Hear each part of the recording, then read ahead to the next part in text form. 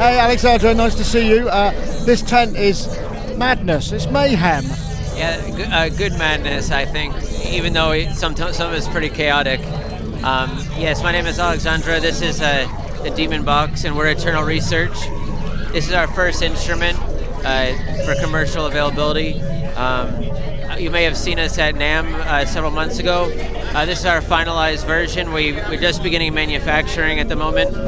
It's 33 inductors that sends out MIDI, CC, and note data. It accepts 3 channels of audio, one of which is also a MIDI converter, audio to MIDI converter. It sends out control voltage in 3 channels. Also, it sends out 3 audio channels and a triphonic stereo output as well.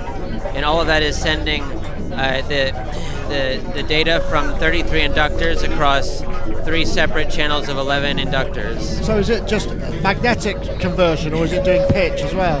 Yeah, the magnetic fields from different devices, it basically senses them from many perspectives at once and kind of turns it into a large amount of data and sound that you can use for all different types of applications. Right, okay. So I'm not sure what I'm hearing at the moment. I can hear something kind of low and rumbling, but I don't know where it is. So where's that coming from? What you're hearing here is actually, it's basically sending the MIDI data, and it's sending it into the Prophet Rev 2. So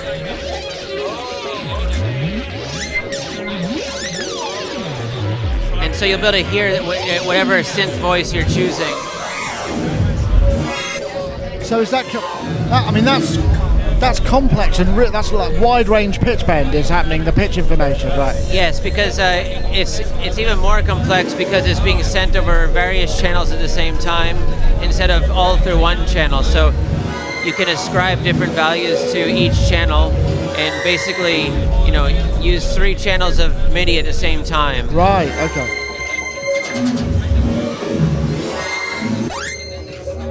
So, I mean, it sounds quite chaotic. Is it possible to kind of dial in the range that it operates over for more precise control, or how? I mean, it's precision chaos. It's chaos you can control. So, chaos is kind of the point. Right.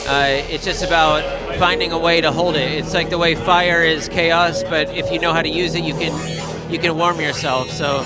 It's kind of a way to take chaos and make it a tool. So what does it respond to? I mean, I noticed you've got one of the, I forget what that's called now. It's by Landscape. This is a really great device that works with it. I mean, it works with televisions as well. Yeah. Because all these devices have magnetic fields that are spinning around them, and this is creating a spinning magnetic field, and that'll be picked up by this whole device and send it across data and audio and control voltage. And can you use just like inert magnets, for instance, like if you had something on your fingers or? I mean, even there's magnets in here. This isn't even turned on, and the magnets in it will still activate it. So it's picking up magnetic fields, both active and passive. So this is more of an active field. So, and we also found that multiple fields can modulate. Wow. Okay. So what sort of artists are interested in it? Who's kind of showing the most interest? I mean, I'm kind of all over the place. Like I love film music especially because I feel like it can kind of go places that other types of music don't always go. Because I'm not really a beat-driven musician. Right. I kind of like huge swaths of tone, and I love like very emotional moments in films. So because it's gestural control, you can kind of translate that to picture easily, right? Yeah, so I feel like you can control emotion by controlling the closeness in a way that it's kind of hard to with maybe I'm not a great guitarist or anything, but I feel like I have more control over this as an interface in guitars. So. Wouldn't it be great if it just was emotional control and you could just kind of go, I want to feel happy now? Yeah.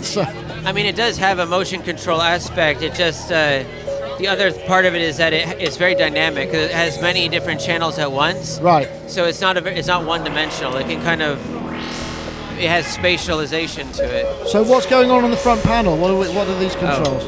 Well, when you're using the MIDI, these don't really matter as much. This is mostly just the audio controls. So these are levels for the audio outputs. But also there's 3 channels of inputs that can happen. Right now we're not doing audio, but you can blend between the auxiliary inputs you put in and the inductors as well. So you can blend sounds from a device like this. Oh, so the audio out of the inductor pickup, so you'd be hearing kind of hum and I guess like sounds of electricity, effectively. Yes, and you can also plug a guitar into here. The middle channel is also a MIDI converter, so you could basically have an EMF device here and then mix that with a guitar you're just playing. So it allows you to combine different instruments in completely different ways. So.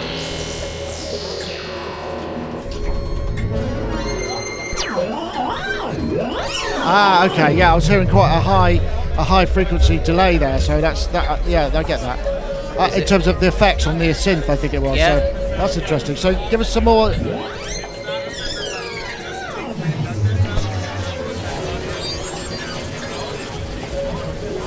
And what's the field that it operates in? I mean, how much interference are you going to get? Proximity from this kind of stuff. I mean, it really depends. The proximity is really dependent on the voltages. This is only a 9-volt battery, probably pretty low amps, so the magnetic field is much smaller. Quite tight, right? Whereas this is a 12-volt, and it's a lot more amps, so you're hearing it from maybe 6 inches away at least. Right. So. The thing is, because of the dynamics of it, once you're in the magnetic field, once you're sensing it, you don't really need to move very much to activate it. Like I'm moving it barely at all. I'm moving it just a few millimeters, and it has a huge response. Right.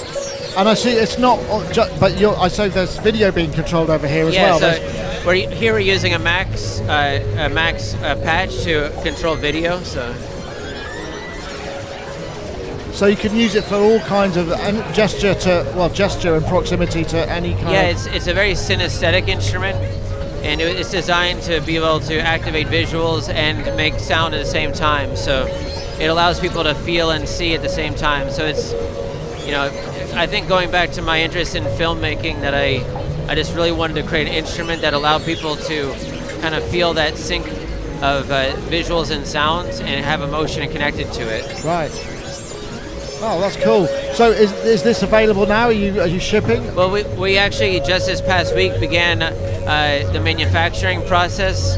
We're beginning tooling.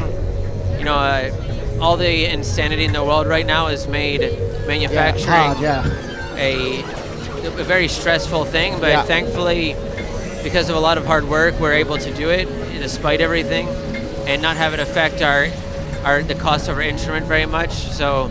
After 10 years of working on this and developing it, it feels like, we're at the most real moment when it's going to be real. So. And so, where will people be able to buy it? We're going to do a lot of direct sales, but we're also going to have it distributed worldwide through various stores. And but I also want to do a lot of direct sales because I really want to make a good connection with the customer.